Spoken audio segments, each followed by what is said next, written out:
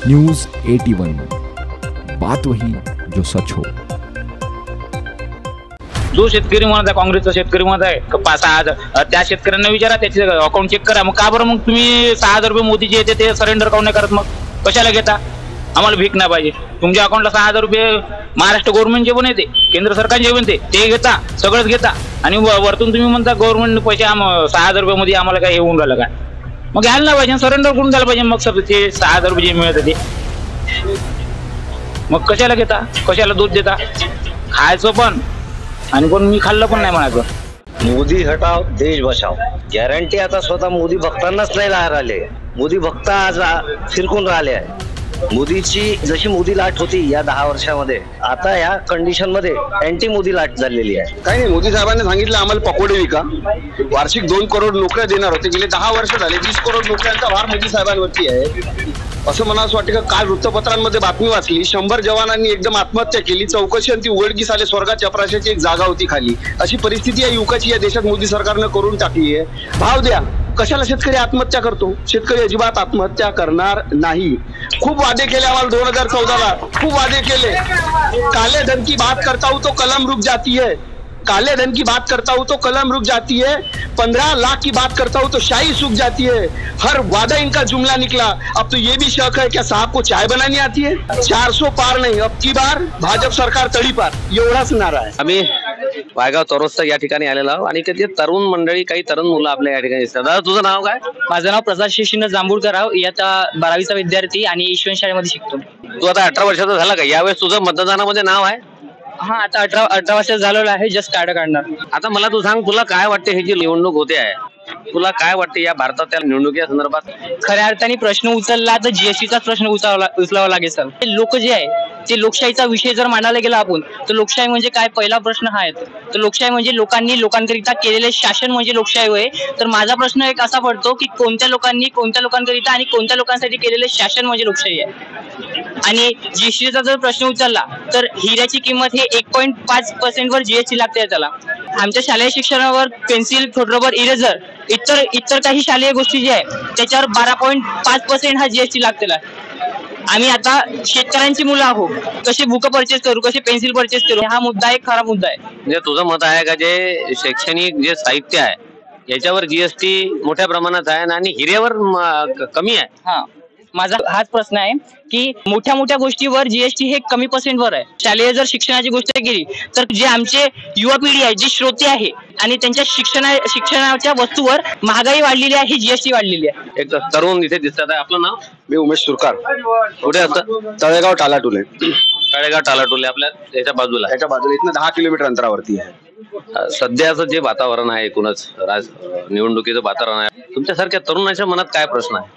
काही नाही, मोदी साहेबांनी सांगितलं आम्हाला पकोडे विका, वार्षिक 2 करोड नोकऱ्या देणार होते, गेले 10 वर्ष झाले 20 करोड नोकऱ्यांचा भार मोदी साहेबांवरती आहे असं मला असं वाटतं। का काल वृत्तपत्रांमध्ये बातमी वाचली, 100 जवानांनी एकदम आत्महत्या केली, चौकशी आणि ती उघडकीस आले, स्वर्गात चपराशाची एक जागा होती खाली। अशी परिस्थिती या युवकाची या देशात मोदी सरकारनं करून टाकली आहे।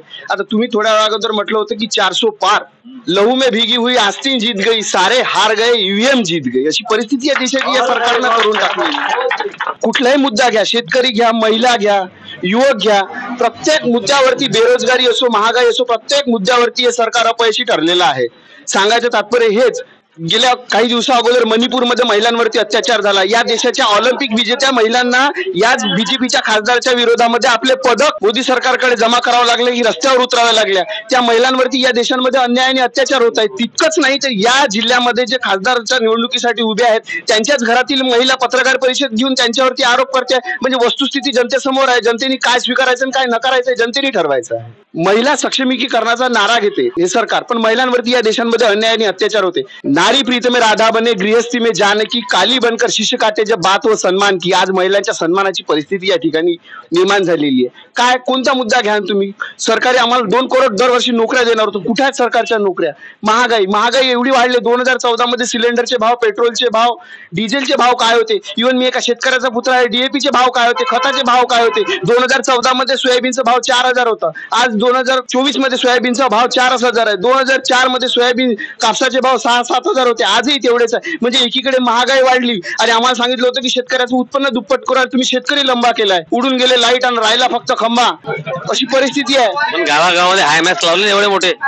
अरे भरलेले पायानं गळाले फाशीनं भरते जेव्हा कास्तकार तर हुंगत नाही माशी. या सरकारी धोरणापायी उडून गेले लाईट आणि राहिला फक्त खंबा, तर शेतकरी झाला लंबा. अशी परिस्थिती आहे देशात, या सरकारनं करून ठेवलेली आहे. मग अपेक्षा काय वर्धेमध्ये काय दिसते वातावरण तुम्हाला? वर्ध्यामध्ये वातावरण नक्कीच बदलायला पाहिजे होतं, कारण इथले जे खासदार आहेत ते गेल्या 10 वर्षापासून रेल्वे बोर्डावरती आहे, तुम्हालाही माहिती असेल.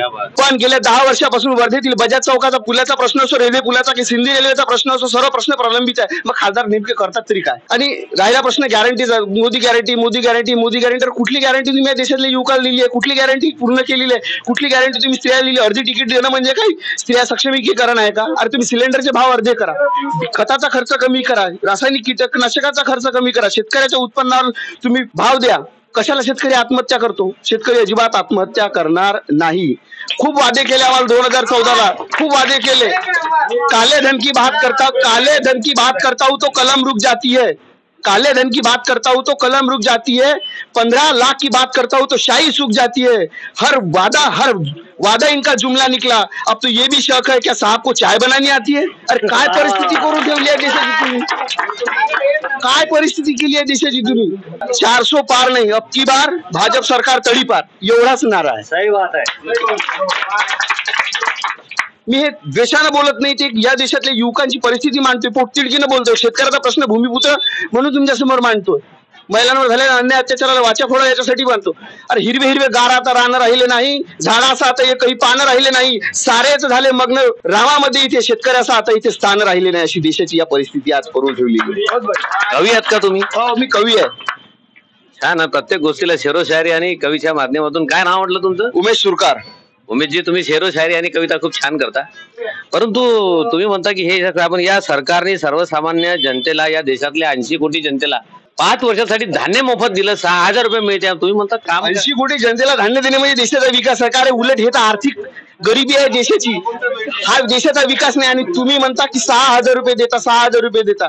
अरे क्विंटल मागा आमच्या इकडे 6,000 रुपयाचं नुकसान आहे. एका शेतकऱ्याने 10 क्विंटल जर सोयाबीन पिकवलं तर त्याचं 7,000 रुपयाचं नुकसान आहे. म्हणजे लुटाचं क्विंटलनं आणि द्याचं किलोनं, असं या सरकारचं धोरण आहे.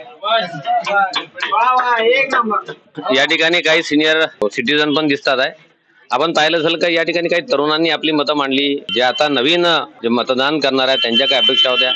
काही शेतकरी बांधवांनी, काही कष्टकरी मजुरांनी सुद्धा आपल्या मांडलेला आहे.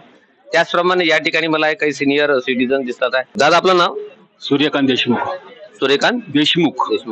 आपण इथलेच का?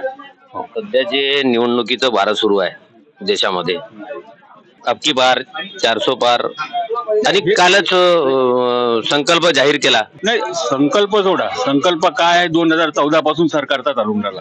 मला एक सांगा, 2014 पासून जे म्हणजे भाजप सरकारने जे आश्वासनं दिले त्याची कितपत पूर्तता झाली हे तुम्ही पहिले आम्हाला सांगा. बरेच आश्वासन दिले ज्या सगळ्या जनतेला माहित आहे. स्वामीनाथन आयोग लागू करायचं ठरलं होतं, MSP द्यायचं कबूल केलं, 2 कोटी रोजगार. त्यापैकी किती आश्वासनाची पूर्ती मोदी गव्हर्नमेंटनं 10 वर्षात केली याचा आढावा पहिले गव्हर्नमेंटने द्यावा. मला एक सांगा, भगवान देव हा तुम्हाला येऊन तर जगवणार नाही ना. राम मंदिर बांधलं, प्रत्येकाची राम मंदिराविषयी आस्था आहे. राम प्रत्येकाच्या मनात आहे का? त्याला तुम्ही म्हणजे एका मंदिरात कोंडून ठेवण्याचा प्रयत्न आहे हा सगळा का?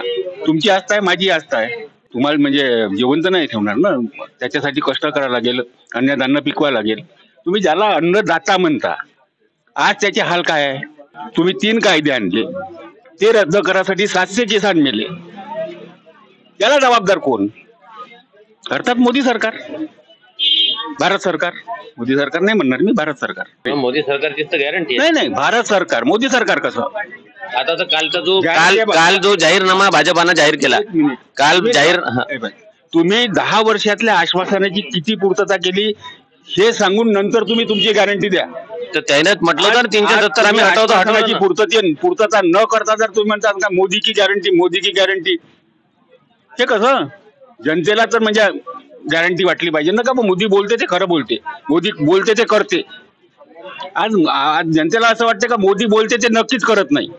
त्यांनी 3 तलाकचा कायदा आम्ही मोडू म्हटलं ते पण आणला त्यांनी केला. 3 तलाक हा सामाजिक कायदा झाला. 3 तलाकचा आम जनतेला काय फायदा त्याचा? पण 370 कलम हटवला ना एवढा वर्षाचा जम्मू काश्मीर. काश्मीरची 370 हटवली, त्याला इतर स्टेटशी काय संबंध त्याचा? अर्थार्थी काही संबंध नाहीये. त्यांनी ते 2014 त्याच स्टेट विषयी झालं. त्याचा इतर महाराष्ट्रा संदर्भात बरोबर. आता महाराष्ट्र संदर्भात म्हणायच्या इतर देशासोबत म्हणा, केरळ सोबत काय संबंध त्याचा? काहीच नाही. NRC लावून जे असल म्हणजे बाहेर जे लोक असल ठीक आहे, त्यांच्या देशात परत पाठवा. परंतु त्या NRCच्या कायद्याच्या मागे जर तुम्ही आताही भूमिका जर स्वीकारत असाल तर ते मान्य नाही. तुम्ही एक राजकीय हेतू साध्य करून राहिले ते NRCच्या मागे. त्या आम जनतेला कसं कळलं? तुम्ही हिंदू मुस्लिम काय सगळे धर्म आहे या देशात का? प्रत्येक आपापल्या धर्माची आस्था ठेवून तो आपल्या देवाची पूजा करते. त्याच्यात वाईट काय आहे? म्हणजे 2014च्या नंतर जे हिंदू मुस्लिम पाहून राहिलो आम्ही, त्याच्या आधी तर नाही. त्याच्या आधी सरकार झाले नाही का? बीजेपीचं अटल बिहारी वाजपेयीचं सरकार होतं ना, मग त्यांनी ते हिंदू मुस्लिम नाही केलं. म्हणजे म्हणण्याचं धार्मिक ध्रुवीकरण करून तुम्ही जर सत्तेत बसून राहण्याचा प्रयत्न करत असाल ते चुकीचं आहे. आज मीडियाचा जर विचार केला, आज मीडिया कुठे आहे का? आज बायस आहे मीडिया. 2014च्या आधी मनमोहन सिंगची टीका करणारी मीडिया आज आहे का? आज सरकारवर टीका होते का? जेव्हा की सरकारवर टीका पाहिजे. मीडियाचं काम आहे विरोधी पक्षासोबत राहणे, विरोधी पक्षाची भूमिका वठवणे. आज मीडिया विरोधी पक्षाची भूमिका वठवून राहिली का? हे सांगा तुम्ही आम्हाला. मीडियाचं काम ते आहे. मीडिया सत्ताधारी सोबत नाही पाहिजे, मीडिया विरोधी पक्षासोबत पाहिजे. जो मीडिया 2014च्या आधी विरोधी पक्षासोबत होता की नव्हता? बरोबर. हा, मग आज मीडिया कुठे आहे सांगा तुम्ही. आम्ही तुम्हालाच प्रश्न विचारतो, तुम्हीच सांगा कुठे आहे मीडिया. आम जनतेला तर वाटत नाही का मीडिया म्हणजे विरोधी पक्षासोबत आहे, सत्ताधारी सोबत. नॅशनल चॅनल जर सगळे पाहिले तर सकाळपासून संध्याकाळपर्यंत मोदीमय असते. सरकारचं गुणगान करायसाठी मीडिया नाही आहे, सरकारच्या उणिवा शोधासाठी मीडिया आहे. जर मीडिया बाहेर झाली तर मी तर म्हणतो बा सगळ्यात म्हणजे देशद्रोही मीडिया आहे. कालच एका म्हणजे उत्तर प्रदेशच्या खासदाराचं स्टेटमेंट आहे भाषणात का 272 सरकार बनवू शकते, पण आम्हाला संविधान चेंज करायसाठी 400 पाहिजे. अबकी बार 400 पार त्यांनी दिलेला आकडा आहे. कशाच्या आधारावर म्हणता तुम्ही 400 पार? म्हणजे त्याचा अर्थ काही सेटिंग असायला पाहिजे तुमचं. तसं आम जनतेला वाटते. काहीतरी कुठेतरी पाणी मुरत असेल ना, काहीतरी सेटिंग असायला पाहिजे ना. मला एक सांगा, बीजेपी वाले देव आहे, भगवान आहे, अंतर्यामी आहे? नक्कीच नाही. मग तुम्ही 400 पारचा आकडा कसा काय सांगता? 14च्या नंतर हे प्रथा सुरू झाली. 14च्या आधी कोणताही पक्ष या पद्धतीचं स्टेटमेंट करत होता तर ठीक आहे, प्रत्येक पक्ष हेच म्हणत होता की नाही बा आम्ही सत्तेत येण्याचे चान्सेस आहे, हेच म्हणत होता ना. बरोबर आहे. आज तुम्ही जो आकडा सांगता म्हणजे हा आकडा सांगणं म्हणजे संशयाला जागा देणं आहे, निर्माण करणं आहे. म्हणजे त्याचा अर्थ कुठेतरी तुमचं सिटिंग आहे. 400 बार संशयाला आकडा देण्यासारखा आहे. काही अजून लोक आपल्या सोबत आहे. काही आपलं नाव काय? अरुणा म्हैसके. मतदान करता का नाही? करतो ना. बरोबर आहे. आता सध्या जी आपल्या वर्धा जिल्ह्यामध्ये लोकसभेची निवडणूक होऊन राहिली आहे, काय वाटते तुम्हाला वातावरणात? महिलाला काय सुविधा मिळाल्या? तुम्हाला धान्य भेटते का? हो. काय म्हणणं आहे तुमचं? 1 किलो भेटते. 1 किलो भेटते. पण तर ते 1 किलो जगन का? 1 किलो धान्य मिळते? हो. सरकारनं तर फुकट सांगितलं धान्य. फुकट भेटून राहिलं पण 1 किलो भेटत आहे ना व्यक्तीला. 1 किलो काय मिळते? गहू. आणि तांदूळ? तांदूळ 3 किलो. 3 किलो म्हणजे 4 किलो झालं ना. हो. एका माणसाला 3 किलो तांदूळात पोट नाही भरत काय? महिनाभर. सरकार तर फुकट देऊन राहिलं ना धान्य. हो तर फुकट देत आहे पण जेवढूशानं भागून राहिलं का? महागाई किती झाली. सिलेंडर जेवढं पाहिजे आम्हाला तेवढं किती महाग झालं. एका सोयीनं भरू शकते का साधारण व्यक्ती? काय काम करता तुम्ही? हातमजुरी. 100-150 रुपये रोजानं. हो का? सिलेंडर महाग झाला म्हणतात. हो. आणि ते जे आम्हाला रोजचं काम नाही राहत ते अर्धी तिकीट करून टाकली. एसटी ची अर्धी तिकीट केली. हो.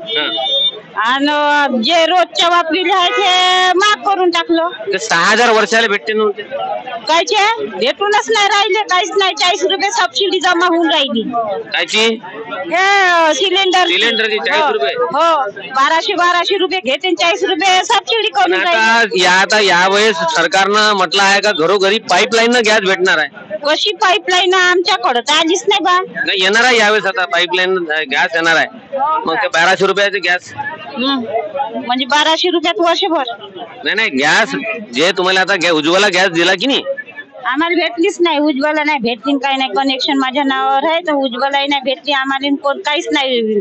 सुविधा भेटते. काय पाहिजे सरकारकडून, काय अपेक्षा आहे तुमच्या? का आम्हाला गरीब व्यक्तीला एखादी घरकुल पाहिजे होतं. हा, तुम्हाला घरकुल नाही भेटलं का? काहीच नाही, एकही सुविधा नाही भेटली. जागा आहे आम्हाला, तेवढं बांधलं 2 रूमा, आणि आता म्हणते तुम्हाला जागा नाही शिल्लक तर घरकुल कसं द्यायचं म्हणते. काय काय सुविधा भेटते तुम्हाला?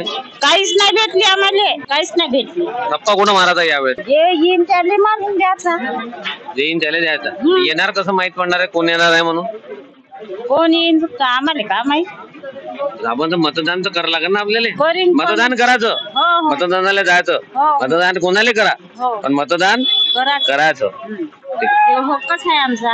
हा, तो आपला हक्क आहे. तो आपल्याला भारतीय संविधानानं हे आपल्याला हक्क दिला, राज्यघटनेनं आपल्याला हा अधिकार दिलेला आहे. हो हो मतदान करायला जायचं. पाहिजे. काही या ठिकाणी अजून काही मला इथं मंडळी दिसत आहे. भाऊ आपलं नाव? चंद्रकांत ठक्कर, राहणं कुठे आहे? पायगाव. सध्या जे निवडणुकीचं वारा आपल्या देशामध्ये आहे आणि आपल्या वर्ध्यामध्ये मोदी गव्हर्नमेंटने जे म्हटलं होते की ज्या 2 वेळा निवडून आलेले आहे त्यांना 3ऱ्या वेळेस आम्ही सीट देऊ नाही, आणि ज्यांचं वय 70 पार गेलेलं आहे त्यांना आम्ही ही उमेदवारी देऊ नाही. आणि यावेळेस आपल्या वर्धेमध्ये रामदासजीचे तडस होते, जे विद्यमान खासदार आहे, आणि यांना 3ऱ्यांदा परत सीट दिली गेलेली आहे. तुम्ही या संदर्भात कसं बघता? काही ते पक्षाचा निर्णय आहे, त्यांनी ठरवला असेल तो का बा त्यांना द्यायचा. पण बाकी यावेळेला बीजेपी निगेटिव्ह वोटिंग आहे, आणि पक्षाविषयी भयंकर नाराजी आहे, आणि उमेदवाराविषयी पण नाराजी आहे. 10 वर्षात अजूनपर्यंत आमच्या इथे वायगावला एक बोर्ड नाही, आणि वायगावला अजूनपर्यंत एक बी काम झालेलं नाही त्यांचं, आणि हे सगळे निगेटिव्ह आहे. आता जो पक्षाचा प्रश्न आहे का त्यांनी तिकीट दिली नाही दिली, तो आता तो पक्षाचा प्रश्न आहे. आपण ते बोलू शकत नाही याविषयी का दिली म्हणून. त्यांचा पक्षाचं कामच आहे ते का 12 का ते 405 घेणार, पण मला वाटत नाही 405 घेणार. त्यांनी जे सांगितलं की 150 ते 200 वोटिंग घेणार सीटा, तेच परिस्थिती आहे. आता वर्धामध्ये तर तुम्हाला मी सांगतो का कमीत कमी अमर भाऊ काळे हे कमीत कमी 2-2.5 लाख मतांनी निवडून येणार आहे. कारण की त्यांच्या पक्षाविषयी नाराजी आहे, उमेदवाराविषयी पक्षाविषयी नाराजी, जे ज्यांनी आश्वासन दिलेले आहे. आणि ते काय पक्ष, उद्या अजित पवारांचा, उद्या त्यांचा, अर्धी काँग्रेसच आहे. बीजेपी मध्ये सगळे गेलेले अर्धे काँग्रेसीवादी राष्ट्रवादीवालेच आहे लोक. कोण आहे काँग्रेस बीजेपी? त्यांनी म्हटलं होतं भ्रष्टाचार, कुठे भ्रष्टाचारवालीच घेतले त्यांनी. त्यांच्या एका याच्यात लिहिलेलं आहे का बा आम्ही अजित पवारांनी 70,000 कोटीचा घोटाळा केला, त्यांना चक्की पिसिंग होईल. पिसिंग कुठं पिसिंग? दुसऱ्या दिवशी वॉशिंग मशीन आहे त्यांच्याजवळ, चांगल्या कंपनीची वॉशिंग मशीन आहे. जा आणि बीजेपीत जा आणि क्लिअर होऊन जा. हे सध्या चित्र चालू आहे तिथे.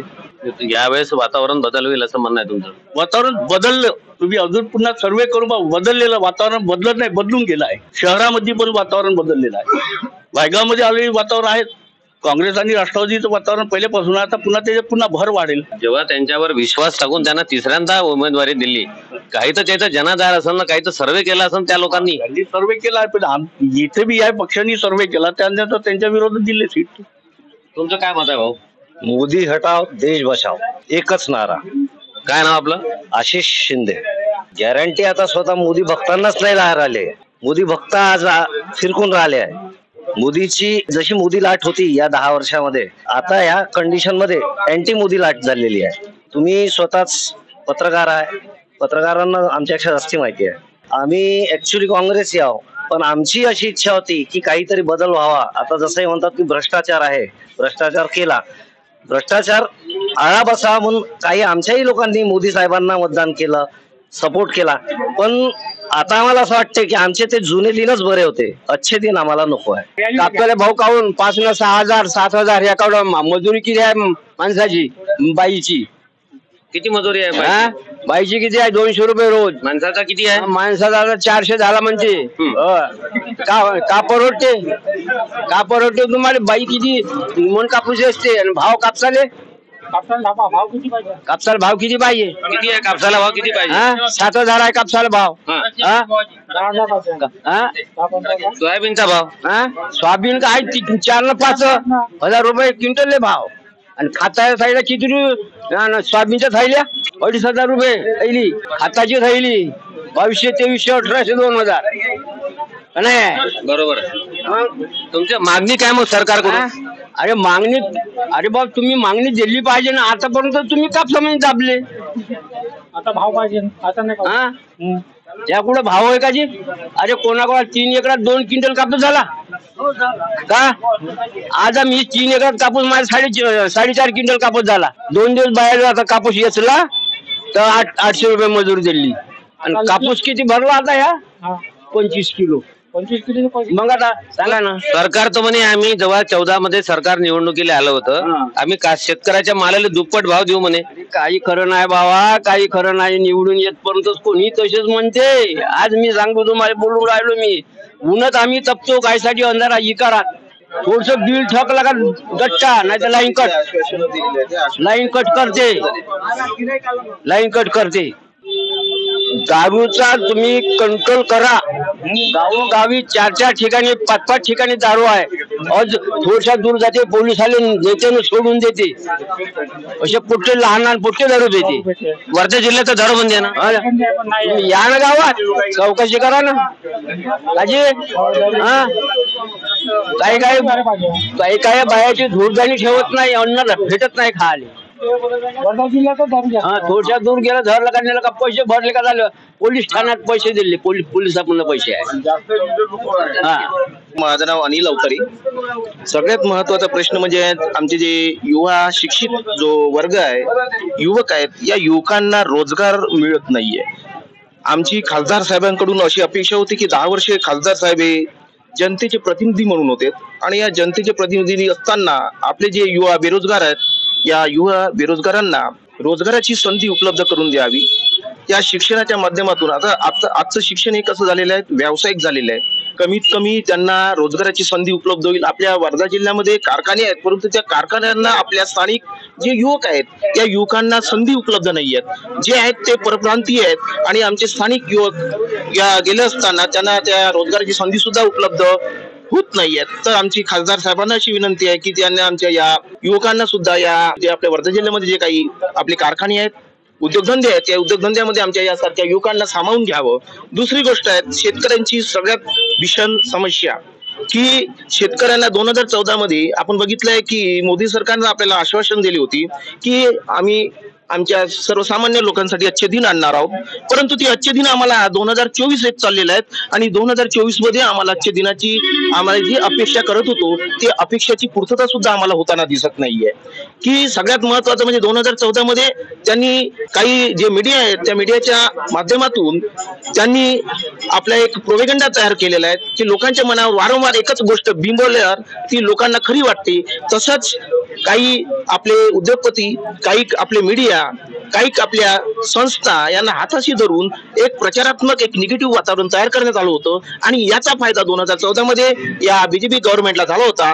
परंतु 2014 मध्ये सत्ता परिवर्तन झाल्यानंतरही 2024 मध्ये आपल्याला काहीच त्यामध्ये बदल दिसत नाही की सर्वसामान्यांचं जीवनमान ते जसं आहे तसंच राहिलेलं आहे. त्यांच्या उत्पादनात वाढ झालेली नाहीये. शेतकऱ्यांचे जे मूळ म्हणजे त्यांचे जे काही बाजारभाव आहे ते मालांच्या बाजारभावामध्ये सुद्धा वाढ झालेली आहे. उलट जे कीटकनाशके आहेत, जे रासायनिक खतं आहेत यांची सुद्धा वाढ झालेली आहे. परंतु आमच्या या शेतकऱ्यांच्या ज्या समस्या आहेत त्या मूलभूत समस्या तशाच राहिलेल्या आहेत आणि शेतकरी आमचा आत्महत्या करत आहे. जर आमच्या या शेतकरी बांधवांना जर योग्य बाजारभाव दिला तर आमच्या शेतकऱ्यांना आत्महत्या करण्याची गरजच उरणार नाहीये. तुम्ही म्हणता की खासदार साहेबांना तुम्ही बेरोजगाराला काम द्या म्हणतात, म्हणजे असा अर्थ की पुढच्या वेळेस खासदार हेच निवडून यावे अशी नाही.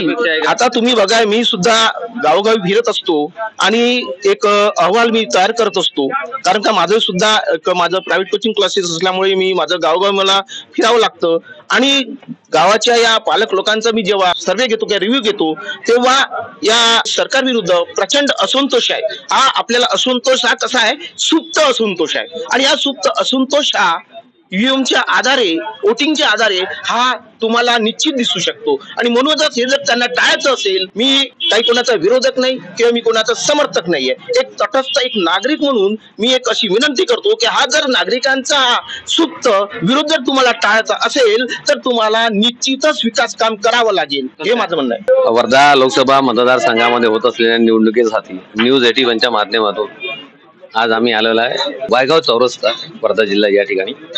दादा आपलं नाव? मनोहरराव शिंदे. मनोहररावजी, सध्या हे जे आपले काही निवडणूक होते आहे, आपल्या जिल्ह्यातलं वातावरण किंवा वायगावचं वातावरण कसं वाटते? सगळं राजकीय वातावरण असं काही वाटून राहिलं नाही सध्या. जो माहोल बनत तसा माहोल वाटून नाही राहिला यावर्षी. गाड्या फिरत होत्या, अलाउन्सिंग चालू राहायची, असं काही आता यावर्षी काही वाटून राहिलं नाही. होते पहिले भोंगे वाजवत होते. आता कोण उभा आहे काय काही नाही. विशेष म्हणजे महागाई खूप होऊन राहिले, गावाचा कुठं विकास नाही होणार, कोण्या पाण्याची टंचाई सर्व हे बाब आहे. नाही, पाण्याची टंचाई हा नैसर्गिक भाव झाला. निसर्ग पाहिजे, आता इथं पाणी पाहिजे ना, प्यायचं पाणी आहे ते 8-8 दिवसांनी येतात, ते कोणी हे करायचं. आता हे तर समजा असं झालं की यावर्षी वर्धा जिल्ह्यामध्ये पाऊस कमी नाही पडलाय, नियोजन नव्हतं. नियोजन नाही बरोबर. इथं आधी गावाचं नियोजन व्यवस्थित पाहिजे, गाव हे झालं पाहिजे सर्व. अशा पद्धतीने ते पक्षाचे काम झालं पाहिजे, कोणत्याही पक्षाचं असो, फक्त काय पाहिजे ते काम पाहिजे. परंतु पाहिलं असेल की आता जे हल्लीचं जे सरकार आहे 400 पार म्हणते, गॅरंटी देऊन राहिली आहे, आणि तुम्ही परिवर्तन कसं म्हणता? परिवर्तन म्हणजे हो म्हणतात, पण नाही आहे ना काही काही परिवर्तन आमच्या इथे. मग आपण कसं म्हणाल परिवर्तन आहे? हो, तुम्ही रोड दुरुस्त केले ते तुम्ही सांगता, फक्त सिमेंट रोड झाले ना तुमच्या गावामध्ये, आम्ही आता वर्धेहून आलो. झाले ना, नाही कोण म्हणते सिमेंट रोड झाले, सर्वच झाले आहे. मग सिमेंट रोड झाले पण गावाचा विकास झाला का? काही काही समस्या इतक्या बिकट आहे का नाही होऊ शकले, असं आहे. शेतकरी काय म्हणते गावातले? शेतकरी सर्व नाराज आहे. शेतकऱ्यांना कोणता भाव आहे आता? शेतकऱ्यांना तुम्ही इतकं हे करून देता, तुम्ही आपल्या औषधीचे भाव वाढवून देता, सर एवढे भाव वर आहे, आणि कास्तकाराचे पण आहे. दादा आपलं नाव? प्रफुल्ल मोते. प्रफुल्लजी राहणार कुठे तुमचं? बायगाव. अच्छा, प्रफुल्लजी काय सध्याचं जे वातावरण आहे, निवडणूक आहे वर्ध्यामध्ये, लोकशाहीची निवडणूक आहे, काय म्हणते वातावरण कसं आहे? आता ज्या ठिकाणी तुम्ही गेले, एका ठिकाणी समजा काँग्रेसवाले मिळाले तर काँग्रेसचा हवा मिळेल, भाजपच्या ठिकाणी गेले तर भाजपवाल्याची हवा मिळणार आहे. बरोबर. अजूनपर्यंत वायगाव मध्ये किंवा कुठेही समजा या एरियामध्ये आमच्यावाल्या प्रचाराचं अजूनपर्यंत काहीच नाही झालं आहे. आणि जे आहे, जो भाजपला मतदान करते तो भाजपला करणारच आहे, तो आपलं गुणगान गाणारच आहे. तुम्ही मार्केटमध्ये अंदर गेले, कास्तकारांना जरी विचारलं, महागाई हा म्हणजे आमचा मुद्दा नाही आहे. महागाई म्हणजे महागाई 65 वर्षाच्या अगोदर काही होतं नाही का? 65 वर्षामध्ये काँग्रेसने काय केलं मग? बरोबर. या 10 वर्षामध्ये भरपूर काही बदल दिसून पडले. रोडचे जाळे वाढले आहे, मेट्रो वाढली आहे, प्रत्येक ठिकाणी भरपूर काही योजना आहे. महिलांच्या योजना झाल्या, घरकुलच्या योजना झाल्या, शौचालयाच्या योजना झाल्या, भरपूर काही योजना केल्या. मग ह्या 65 वर्षामध्ये या काँग्रेसवाल्यांनी का बरं नाही केल्या? मग या 10 वर्षातच का झाल्या? मग त्यासाठी मग कुठून ना कुठं खिशातून तर कुठून ना कुठून म्हणजे बाहेरून तर पैसा आणणार नाही ना. पैसा गव्हर्नमेंट काही करत आहे ते आपल्यापासूनच जाणार आहे ना, आपला पैसा आपल्यालाच देणार आहे ना, कोण माहित नाही होणार. त्याच्यासाठी महागाई तर थोडी झेलावंच लागणारच आहे.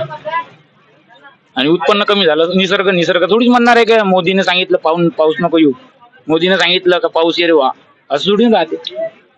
मोदीच काय सगळं काही नाही आहे ना. नाही, मगाशी काही शेतकरी बोलत होते का बा 2014 मध्ये मला तुम्ही एक सांगा, जो शेतकरी म्हणत आहे, काँग्रेसचा शेतकरी म्हणत आहे 5-6 त्या शेतकऱ्यांना विचारा, त्याचे अकाउंट चेक करा. मग का बरं मग तुम्ही 6,000 रुपये मोदीचे येते ते सरेंडर काऊन नाही करत? मग कशाला घेता? आम्हाला भीक नाही पाहिजे. तुमच्या अकाउंटला 6,000 रुपये महाराष्ट्र गव्हर्नमेंटचे पण येते, केंद्र सरकारचे पण ते घेता, सगळंच घेता, आणि वरतून तुम्ही म्हणता गव्हर्नमेंट पैसे 6,000 रुपये मध्ये आम्हाला काय येऊन राहिलं काय? मग घ्यायला नाही पाहिजे, सरेंडर करून द्यायला पाहिजे. मग सब ते 6,000 रुपये जे मिळत ते मग कशाला घेता? कशाला दूध देता? खायचं पण आणि कोण मी खाल्लं पण नाही म्हणायचं. स्वामीनाथन आयोग आम्ही लागू करू म्हणून 2014 मध्ये गव्हर्नमेंटने म्हटलं होतं, तो जाहीरनाम्यामध्ये म्हटलं होतं. तो स्वामीनाथन आयोग लागू नाही झाला. होईल ना हळूहळू, प्रत्येक गोष्ट काही आजच नाही होणार आहे ना. 10 वर्ष झाले, होईल ना. 2014 मध्ये मला एक तुम्ही सांगा, कोणतीही गोष्ट करायसाठी टाइम पिरियड हो की ना हो. 65 वर्षामध्ये जे कामं नाही झाले ते 10 वर्षामध्ये झाले आहे ना. पेट्रोल वाढलं. 3 कामं कोणते झाले? पेट्रोल वाढलं. 3 कामं सांगा कोणते झाले महत्वाचे म्हणजे रोडचे जाळे वाढले आहे. महिलांना ज्या सन्मान मिळाला पाहिजे ते सन्मान मिळाला. सन्मान मिळाला. शौचालय आहे महिलांना, ज्या आता शौचालय पूर्वी घरी नव्हतं का? कुठे होते रस्त्यावर येऊन बसत होते. त्यावेळेस का बरं मग काँग्रेसवाल्यांनी 1977 पासून शौचालयाची स्कीम आलेली होती. मग का बरं मग कुठे गेले? मग त्यावेळेस स्कीम जे लागू केली, का बरं नाही झाले मग घरोघरी? नेहरूचं एक वाक्य आपल्या वर्ध्याच्या बस स्टँडवर होता का, ज्या दिवशी मी प्रत्येकाच्या घरी शौचालय बघेन त्या दिवशी मी माझा भारत देश विकत झाल्यासारखं, हे त्यांनी तिथं लिहिलं आपल्या बस स्टँडवर. त्यांचं काम मोदी सरकारने केलं ना. त्यांचं काम, त्यांचं जे स्वप्न होतं ते मोदी सरकारने पूर्ण केलं. शौचालय बांधकाम केले, घरकुल मिळाले आहे. अगोदर तर आता आम्हाला एका बाईशी बोललो की आम्हाला, ती म्हणे आम्हाला घरकुल नाही मिळाले. बाई आम्हाला जी मिळाली एक महिला, ती म्हणे तरी गरीब होती बाई. ऐका, त्याची एक प्रक्रिया राहते. मोदी ते काय स्वतः आणून टाकणार नाही, स्वतःला कुठं ना कुठं धावपळ करावं लागेल. तुम्ही जर म्हणत असाल की मला 6,000 मिळत नाही, अरे तू नेट कॅफेवर जा बाबा, तिथे तर काही मोदी डायरेक्ट तुमच्या माहिती नाही, 7/12 न्या, तुम्ही रजिस्ट्रेशन करा, प्रत्येक गोष्ट जे काही करायचे ते करा, तर तुम्हाला लाभ मिळेल ना, तरच मिळेल ना. का तुमचं घर डायरेक्ट खाली जागा आहे तर तुम्हाला घर बांधून मिळेल असं होईल का? 2014 मध्ये गव्हर्नमेंटनी जाहीरनाम्यामध्ये म्हटलं होतं की बा आम्ही बेरोजगाराला 2,000 कोटी नोकऱ्या देऊ आणि 15 लाख रुपये. सांगा मला एक तुम्ही सांगा, रोजगार भरपूर आहे, करण्याची मनस्थिती पाहिजे. नाही ते नाही, तो भाग वेळा आहे, तो याची लागू नाही होत करण्याची नाही. रोजगार किती दिला गव्हर्नमेंटच्या तुमच्या हातात नाही ते बा, तुम्हाला काम करत बा असं आम्ही म्हणू शकत नाही. पण आता मला तुम्ही सांगा, एखाद्या पोस्टसाठी जर 10 लाख लोक अप्लाय करून राहिले असं, आता आपल्या महाराष्ट्रामध्ये पटवाऱ्याची पद भरती होती, किती लोकांनी अप्लाय केला होता माहिती आहे का तुम्हाला? तुम्ही जे म्हणता की रोजगार करत नाही लोक, असं नाही आहे. 14 लाख लोकांनी अप्लाय केला होता, बरोबर. तर त्यातले किती 14 लाख लोकांनी अप्लाय केला आहे, तर 14 लाख भरणार आहे ना तुमचं हे तुम्ही आता तेवढंच भरण ना. तुम्ही जे हे वाक्य आता म्हटलं की बा लोक रोजगार आहे पण लोक काम करत नाही, हे इथे लागू होत नाही लागू होत. तुम्ही मला एक सांगा, जो शिकलेलाच नाही आहे तो व्यक्ती इथं बसून राहील पण शेतीतल्या कामाला जात नाही, अशी रोजगाराची गोष्ट करतो. सरकारने शिकलेली आहे, सरकारने म्हटलं नाही सरकारने माझा प्रश्न काय माझा प्रश्न असा आहे की 2 कोटी सरकार नोकऱ्या देणार होते, किती नोकऱ्या दिल्या सरकारने? अरे बाबा मी काय म्हणतो, जेवढ्या वॅकन्सी कमी होईल तेवढ्या भरती होईल. वॅकन्सी नसल्याच्या नाही वॅकन्सी नाही, त्यांनी काय म्हटलं होतं सरकारचं काम आहे नोकऱ्या क्रिएट करू शकतात ना, चालूच आहे ना साहेब. लोकांचं असंही मत आहे की अनेक सरकारी ज्या योजना त्या खाजगीकरण करून टाकल्या, काही खाजगी कंपन्यांना खाजगी उद्योगपतींना त्या कंपन्या दिल्या, जसे मुंबईचं एअरपोर्ट अदानीला दिलं. कोणाला दिलं? अदानीला दिलं. ते कोणी विकलं, कोणाकडून घेतलं ते सांगा ना तुम्ही, कोणाकडून घेतलं तुम्ही सांगा. नाही तुम्ही कोणाकडून घेतलं तुम्ही सांगा. तुम्ही मला प्रश्न लोकांचा प्रश्न असा, लोकांचा नाही, मला एक तुम्ही सांगा, तो अदानीने घेतला तर ते कोणाकडून घेतला तो विकत? सरकारकडून घेतला, भारत सरकारकडून नाही घेतलाय, शक्यच नाही. ती इंदिरा गांधीच्या काळामध्ये जो विकला होता, कोणाला विकला होता तेही तुम्ही विचार करा, आणि कोणाकडून घेतला तो पहा, तुम्ही इतिहास पहा. अनेक लोकांच्या वेगवेगळ्या समस्या आहे. आज आपण आलो होतो वायगाव या ठिकाणी, इथे बेरोजगाराचे प्रश्न होते, शेतकऱ्याचे प्रश्न होते, व्यापाऱ्यांचे प्रश्न होते आणि तरुणांचे प्रश्न होते. हे सगळे प्रश्न घेऊन आलो. न्यूज 81 बात वही होगी जो सच होगी. थेट तुमच्या समोर लोकांचे प्रश्न घेऊन येऊ. पुढच्या वेळेस पुढचं गाव. जय हिंद, जय भारत. न्यूज 81 बात वही जो सच हो.